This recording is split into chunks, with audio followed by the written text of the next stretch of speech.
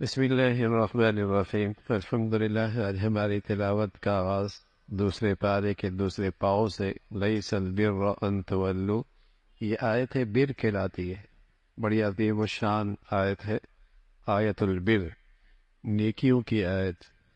ابتدا میں نیکیوں کے بنیادی اصول بتائے اور جس میں یہ پیغام دیا گیا کہ اسلام چند مذہبی رسوم کا نام نہیں کہ بچے کی پیدائش پہ یا اس کے مرنے پہ کچھ رسوم ادا کر دیے جائیں، یا صرف چند ایسی عبادات کا نام نہیں جو کسی عبادت گاہ میں یا کسی خانقاہ میں ادا کیے جائیں۔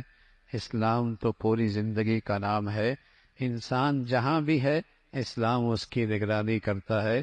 ہر ہر قدم اٹھانے سے پہلے دیکھ لیا جائے کہ یہ اسلام کے مطابق ہے یا نہیں، چاہے وہ معاملات کا ہو، چاہے وہ معاشرت کا ہو، چاہے وہ بازار کی زندگی ہو، چاہے وہ گھر کی زندگی ہو، اور چاہے وہ فرد کی زندگی ہو، اور چاہے وہ اجتماعی زندگی ہو۔ یہ اسلام کی پوری زندگی کا احاطہ اسلام کرتا ہے۔ اور پھر اس کے بعد اس کی تفصیل بتائی، اور سب سے پہلے اسلام کا یہ حکم ہے، اور وہ حکم قصاص کا ہے جو ساری دنیا کی امن اور سلامتی کا ضامن ہے۔ یہ اسلام کا ایسا حکم ہے، اگر کسی زمین کے حصے پہ نافذ ہو جائے وہاں امن قائم ہو جاتا ہے، وہاں دوسروں کی جان و مال کی حفاظت ہو جاتی ہے۔ اور اس حکم کے اندر عدل بھی ہے، رحمت بھی ہے، عدل بھی ہے، رحمت بھی ہے، کہ اگر قاتل سے مقتول کا بدلہ لے ورثاء مقتول کے تو یہ عدل ہے، اور چاہیں تو دیت لے کر یا معاف کر کر درگزر کر دے تو یہ رحمت ہے۔ اس حکم میں عدل بھی ہے کہ مقتول کے ورثاء چاہیں تو قاتل سے قتل کا بدلہ لے، یہ عدل ہے، یہ انصاف ہے، اور چاہے دیت لے کر یا معاف کر کے درگزر کر دے، یہ رحمت بھی ہے اور یہ احسان بھی ہے۔ اس ایک حکم میں یہ دونوں چیزیں موجود ہیں، اور ساتھ اس بات کی تلقین فرمائی کہ قاتل مقتول میں کتنا ہی تفاوت کیوں نہ ہو، خاندانی لحاظ سے، مالی حیثیت سے، نسبی لحاظ سے کتنا ہی تفاوت کیوں نہ ہو، ہر حال میں مقتول کے قاتل کو اس کے بدلے میں قتل کیے جائے۔ اس میں یہ نہیں کہ چونکہ قاتل بڑے خاندان کا ہے اور بڑے قبیل کا ہے اور سردار کا بیٹا ہے اور وڈیرے کی اولاد ہے اور صاحب حیثیت ہے، اور مقتول ایک چونکہ غریب تھا اس لیے کوئی حرج نہیں، اس کی جان کی کوئی قیمت نہیں، فرمایا قاتل جس درجے کا بھی ہو اسے قتل کر دیا جائے گا۔ یہ عدل ہے، اور یہ اس لیے ہے اگر قاتل کو اس بات کا یقین ہو جائے کہ اس جرم کی سزا میں بھی قتل کیا جاؤں گا تو وہ اپنی شدت غضب میں بھی جرم کرنے سے رک جائے گا، باز آ جائے گا۔ اور یہ زندگی ہے، اور یہ اسلام کا حکم زمین پر امن کا ضامن ہے، اور اس سے لوگوں کی جان و مال کی حفاظت ہے۔ لیکن بدقسمتی ہے، کفار کو تو چھوڑیے، آج مسلمانوں کے ہاں بھی اس کی فکر نہیں کہ اللہ نے اتنا بڑا شاندار زندگی کا اجتماعی امن کا نظام دیا ہے، لیکن مسلمان بھی آج اس حکم کے نفاذ میں گھبراتے بھی ہیں، پریشان بھی ہوتے ہیں اور بے فکر بھی رہ رہے ہیں۔ لیکن اس لیے تو آج دنیا میں امن اٹھ چکا ہے، اور امن اور سکون ختم ہو چلا ہے۔ اور ساتھ ساتھ آگے دوسرا حکم فرمایا کہ کسی کا موت کا وقت قریب ہو تو اس پہ لازم ہے وصیت کرے، اپنے مال کے بارے میں وصیت کرے۔ وراثت سے پہلے یہ وصیت کرنا فرض تھا، وراثت سے پہلے، لیکن جب وراثت کے تفصیلی احکامات آ گئے اب یہ وصیت کرنا مستحب ہو گیا۔ البتہ اگر اس پر کسی کا ذمہ داری ہے، کوئی قرض ہے اور کسی کو کچھ لین دین ہے، پھر اس کے لیے وصیت کرنا ضروری ہے۔ البتہ اپنے تہائی مال کے اندر اللہ کے راستے میں یا غرباء کے اندر یا رشتہ داروں میں جو وراثت کے مستحق نہیں ہیں ان کے متعلق اب بھی اسے حق حاصل ہے کہ وصیت کر سکتا ہے۔ اور پھر اگلا حکم فرمایا روزہ۔ روزہ یہ ایک ایسا نسخہ ہے اور یہ ایسا کورس ہے تربیت کا، اگر اس کو صحیح آداب کے ساتھ بجا لایا جائے تو آدمی کے دل میں تقوی کا چراغ روشن ہو جاتا اور تقوی کی شمع روشن ہو جاتی ہے، اور اس کا باطن زندہ ہو جاتا ہے، اور اس کے اندر ایک زندگی پیدا ہو جاتی ہے۔ یہ تقوی کی اس روزے کی بدولت یہ تقوی کا نور ملتا ہے، اس کا تذکرہ فرمایا۔ اور پھر یہ روزے اس مہینے میں فرض کیے گئے جس مہینے کی اپنی ایک شان ہے، اور اس لیے کہ اس میں قرآن مجید نازل ہوا ہے، اس کی اپنی فضیلت ہے، اور اس مہینے کی اپنی برکات ہیں، جس میں اللہ رب العزت نے یہ قرآن مجید کو اتارا ہے، اور اس بات کی طرف تلقین فرمائی کہ روزے کی راتوں میں مرد عورت اپنا وظیفہ زوجیت اور میاں بیوی کا حق ادا کر سکتے ہیں، البتہ اعتکاف میں اس وظیفہ زوجیت کی اجازت نہیں ہے، اس موقع پہ اس کی اجازت نہیں۔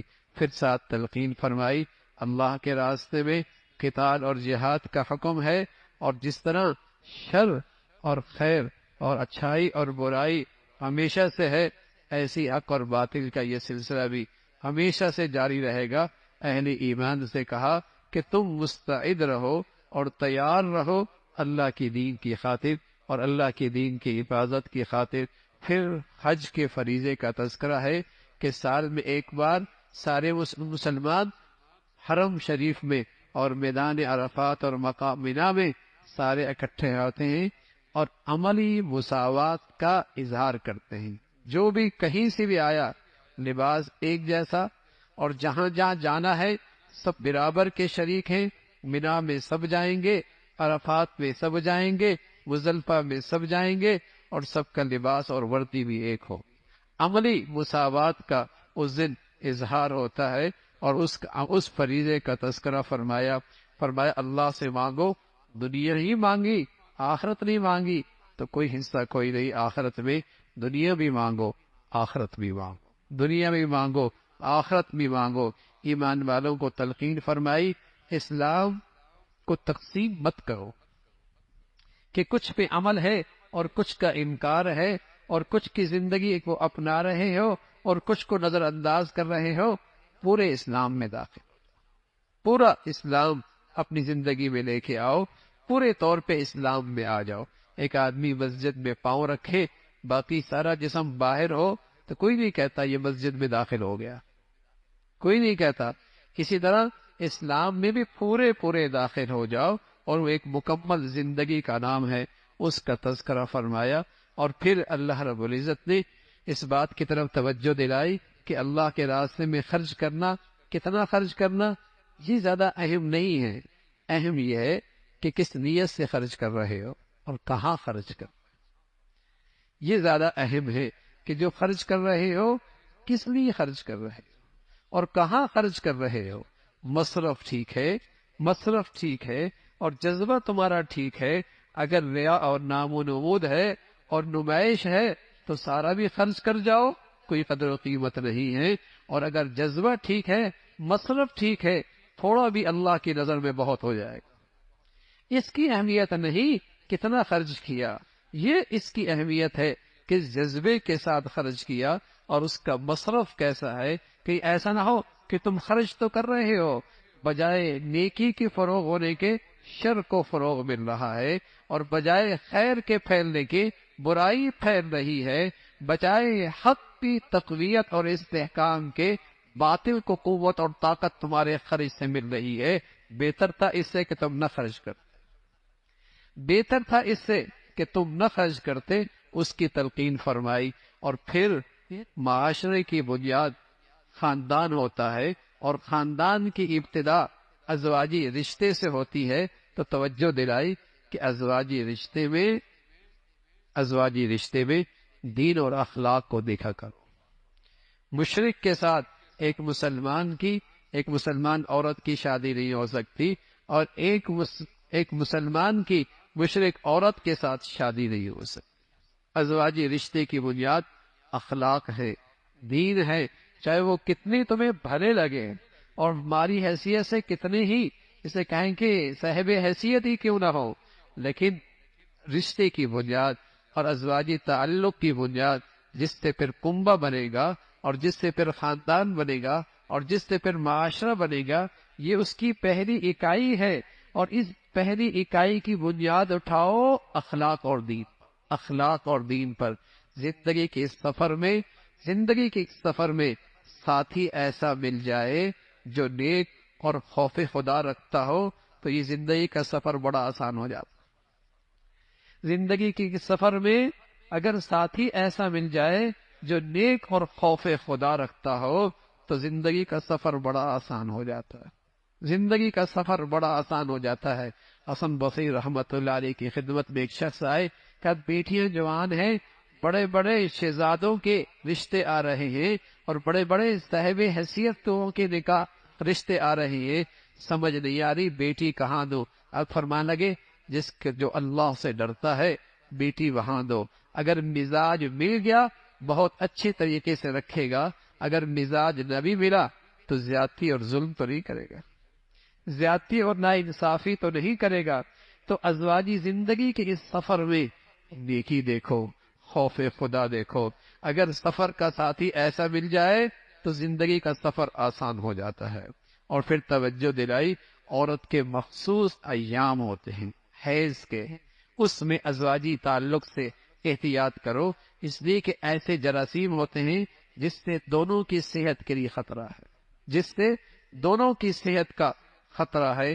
اگر کوئی مرد یہ قسم کھا لے کہ میں اپنی بیوی کے پاس 4 مہینے تک نہیں آؤں گا اور وہ نہیں آیا تو خود بخود ایک طلاق ہو جائے، خود بہت ایک طلاق ہو جائے گی۔ لیکن اگر درمیان میں آ گیا تو قسم ٹوٹ گئی، کفارہ دے دے اور میاں بیوی کا تعلق باقی رہے گا۔ پھر فرمایا طلاق بری چیز ہے، حرام ہے، اچھی چیز نہیں ہے، شریعت اسے پسند نہیں کرتی، لیکن باوجہ مجبوری کہ ایک دوسرے کی زندگی ایک دوسرے کے لیے مصیبت بنی ہوئی ہے تو شریعت نے اس کی اجازت دی ہے، لیکن ساتھ ساتھ اس کی اصلاح بھی فرمائی کہ ایسا نہیں کہ عورت کو پریشان کرنا مقصود ہو۔ طلاق 3 تک ہے، اگر 2 دے دی رجوع کر سکتے ہو، تیسری دے دی واپسی کی اب کوئی صورت نہیں ہے، لوٹنے کی اب واپسی کی کوئی صورت نہیں ہے۔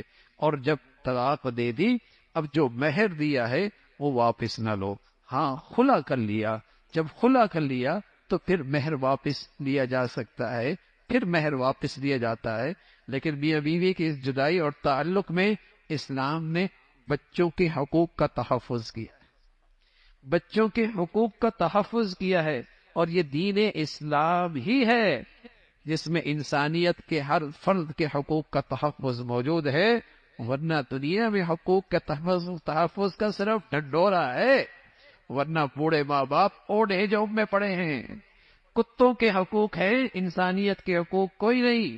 انسانیت کو جو حقوق اور تحفظ ملا ہے وہ اسلام کے دامن سے ملا ہے۔ بچے معصوم ہیں، آج دنیا ریسرچ کرتی ہے کہ بچے کے لیے سب سے بڑھیا غذا ماں کا دودھ ہے، ماں کا دودھ ہے، لیکن شریعت نے صدیوں پہلے بتایا کہ میاں بیوی کے جدا ہوئی لیکن اس کی سزا بچے کو نہیں ملنی چاہیے، ماں دودھ پلائے گی، خرچہ باپ برداشت کرے گا، جدائی ہو گئی، طلاق ہو گئی، پرورش ماں کرے گی، دودھ بچے کو ماں پلائے گی، ذمہ داری اخراجات کی باپ اٹھائے گا، باپ کی ذمہ داری ہوگی اخراجات اٹھانے کی، اس کی طرف توجہ دلائی۔ اگر شوہر کا انتقال ہو جائے یا بیوی کو اس نے طلاق دے دی تو پھر اس کی عدت ہے، پھر اس کی عدت ہے۔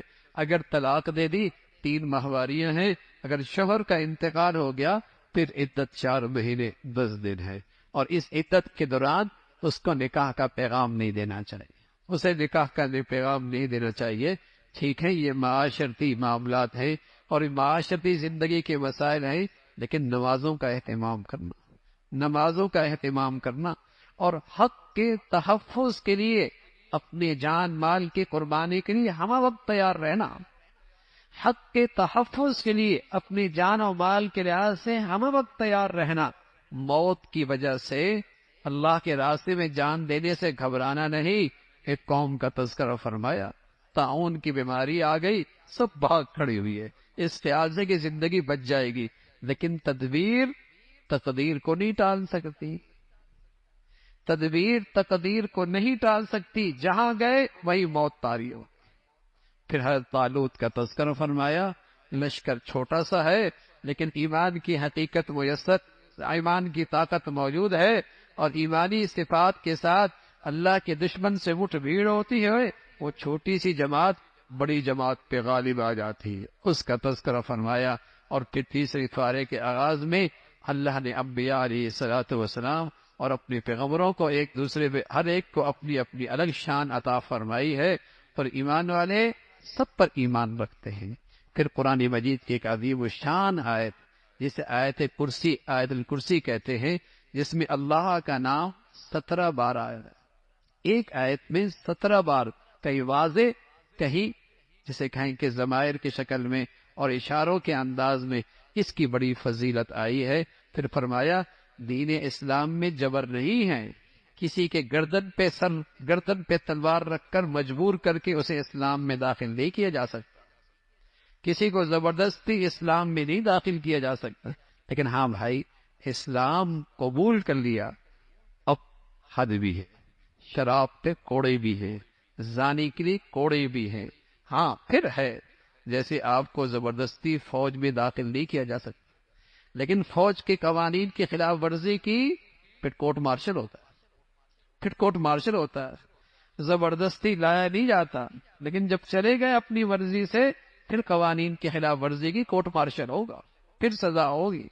ہاں اسلام میں زبردستی نہیں، جب اس کی سعادت اوڑھ لی اور اس کو اپنا چہرہ بنا لیا، اب اس کے حقوق کا تحفظ کرنا ذمہ داری ہو، اب اسلام کے خوبصورت چہرے کو بدنما کرنے کی اجازت نہیں ہوگی کہ مسلمان بھی ہو اور اسلام سے دور اور بیزار بھی ہو، اب تنبیہ کی جائے گی، اب تنبیہ کی جائے گی۔ اور پھر تذکرہ فرمایا ابراہیم علیہ السلام کا، وقت کا بڑا بادشاہ، ظالم بادشاہ نمرود، جو بڑا سرکش تھا، جسے اپنی طاقت پہ بڑا گھمنڈ تھا، آپ سے بحث کرنے لگا اللہ کیسے ہے، آپ نے سادہ انداز میں اسے سمجھایا اللہ وہ ہے، اللہ تعالیٰ وہ ہے جو زندگی اور موت کا اختیار رکھتے ہیں۔ کہنے لگا میں بھی تو جس پہ موت کی سزا ہو اسے رہا کر دوں گا، اور جو آزاد ہے اسے سولی پہ لٹکا دوں گا۔ ابراہیم علیہ السلام سمجھ گئے کہ ہے کون ذہن قسم کا آدمی، عقل سے پیدل ہے۔ دوسرا اس کو جواب دیا، فرمایا میرا اللہ وہ ہے جو مشرق سے سورج نکالتا ہے، مغرب میں غروب کرتا ہے، اب فوحید الذی کا، اب اس سے کوئی جواب نہیں بنا۔ پھر اللہ رب العزت نے حضرت عزیر کا تذکرہ فرمایا، ایک بستی سے گڑے، خیال آیا اللہ میاں یہ بستی بنجر ہو چکی ہے اور اس کے جانب رہنے والے سبھی انتقال کر گئے ہیں، تو مردوں کو زندہ کیسے کرتا ہے؟ خیال آیا وہ منظر دیکھنا چاہتا ہوں۔ اللہ نے حضرت عزیر پر موت طاری کر 100 سال کے بعد اٹھایا، قرآن میں 100 سال کے بعد اٹھایا۔ اللہ کی شان، جس سواری پہ تھے وہ تو ہڈیاں بوسیدہ ہو گئے، اور جو کھانا تھا اللہ نے 100 سال تک اس کھانے کو سلامت رکھا۔ جو چیز جلدی خراب ہوتی ہے اللہ نے اپنی قدرت سے اسے محفوظ رکھا، جو دیر تک باقی رہتی ہے اللہ نے اس کا نام و نشان ہی ختم کر دیا، 100 سال کے بعد زندہ کیا۔ اللہ بڑی طاقتور۔ اور میرے عزیزو یہ قرآن میں کہانیاں نہیں ہیں، یہ قرآن اللہ کا تعارف کراتا ہے۔ تم بڑی بڑی طاقتوں سے متاثر ہوتے ہو اور بڑی بڑی طاقتور قوتوں سے مرعوب اور خوف زدہ رہتے ہو، اللہ سب سے بڑی قدرت والے، اور اللہ تعالیٰ آج بھی اپنی پوری طاقت اور قدرت کے ساتھ، آج بھی اپنی پوری قوت اور طاقت کے ساتھ ہیں۔ ابراہیم علیہ السلام فرمانے کے اللہ میں دیکھنا چاہتا ہوں کیسے ہوتا ہے، فرمایا پرندے لے لو اور ان کو ذبح کر دو، اور پہلے ان پرندوں کو اپنے سے مانوس کرو، اور مانوس کرنے کے بعد پھر انہیں ذبح کر دو، پھر ان کا گوشت آپس میں ملا دو، اور ملان کے بعد ایک پہاڑی پہ رکھ دو، اور پھر ان پرندوں کو بلاؤ۔ ابراہیم علیہ السلام نے ایسا ہی کیا۔ پھر کیا دیکھتے ہیں کہ وہ پرندہ، اس کے گوشت کی ہڈیاں پیدا آپس میں ملتی ہیں، گوشت ان پہ چڑھتا ہے، ان کے پر واپس آتے ہیں، ان کی روح واپس آتی ہے، اور وہ سارے پرندے ابراہیم علیہ السلام کے پاس اڑ کے آ جاتے۔ اللہ بڑی قوت والا اور بڑی طاقت والی ذات ہے۔ پھر اللہ نے اپنے راستے میں خرچ کرنے کی فضیلت بتائی، اور جو آدمی اللہ کے راستے میں اللہ کو راضی کرنے کے لیے خرچ کرتا ہے، فرمایا اس کی مثال اس کاشتکار کی طرح ہے جو ایک بیج ڈالتا ہے، اور ایک بیج سے اس کے 7 بالیاں نکلتی ہیں، اور ہر بالی کے اندر 100 دانے ہوتے ہیں۔ ایک دانے سے اس کو 100 دانے ملے، دیا اس نے ایک دانہ، ملے اسے 700 دانے۔ کوئی اللہ کے راستے میں 1 روپیہ صحیح جذبے کے ساتھ اور صحیح مصرف میں خرچ کرتا ہے، پھر اللہ رب العزت ہزاروں کروڑوں اس کو نیکیاں عطا فرما، پھر اللہ تعالیٰ اسے ہزاروں لاکھوں کروڑوں نیکیاں عطا فرما، اس کے خزانوں میں پھر کوئی کمی نہیں ہے۔ فرمایا ہاں، خرچ کرنے میں خرچ کے آداب کا خیال رکھا کرو۔ ایسا نہ ہو کہ خرچ تو کیا لیکن احسان جتلایا، خرچ کیا لیکن نمائش اور نام و نمود کے لیے۔ اس کی مثال تو اس کاشتکار کی طرح ہے جس نے چٹان پہ تھوڑی سی مٹی دیکھ کر بیج ڈال دیا، ذرا سی بارش ہوئی، مٹی بھی گئی، بیج بھی گیا۔ چٹان پر تھوڑی سی مٹی دیکھ کر بیج ڈال دیا، بارش آئی، مٹی بھی گئی، بیج بھی ضائع ہو گیا۔ ریاکار کی مثال ایسی ہے، نیکی کر کے جتلانے والے کی مثال ایسی ہے۔ فرمایا خرچ کرو، چھپ کے کرو، علل اعلان کرو، دونوں اللہ کے ہاں قابل قبول ہیں۔ پھر اللہ کے راستے میں جو دین کی خدمت اور حفاظت میں لگی ہوئی ہیں، ان پہ خرچ کرنے کی فضیلت بتائی۔ فرمایا وہ لوگ جو لپٹ لپٹ کے لوگوں سے بھیک نہیں مانگتے، وہ ہیں بڑے عفیف، بڑے خوددار، لیکن ہیں غریب، اور ان کی زندگیاں اللہ کے دین کی خدمت اور اس کی علم کے سیکھنے میں لگی ہوئی ہیں۔ یہ تمہارے مالوں کے زیادہ مستحق ہیں۔ پھر سود خوروں کی مذمت فرمائی۔ فرمایا سود خور کل قبروں سے ایسا اٹھے گا جیسے کسی پر شیطان یا جن مسلط ہو جائے تو مجنون سا ہو جاتا ہے، ایسا ہی سود خور قبروں سے اس انداز میں اٹھے گا۔ سود خور کے لیے قرآن نے وہ وعید بتائی جو کسی بڑے سے بڑے گناہ پر بھی ایسی وعید اور ایسے عذاب کی تذکرہ نہیں فرمایا۔ فرمایا سود خور اپنی سود خوری سے باز آ جائے، اگر نہ باز آیا تو پھر اس سے اللہ اور اللہ کے رسول کی طرف سے اعلان جنگ۔ اور بھائی کوئی بندہ اللہ سے اعلان جنگ کرے تو بتائیے ہار کس کی ہوگی؟ مقابلہ کرے تو شکست کس کی ہوگی؟ کون رسوا اور ذلیل ہوگا؟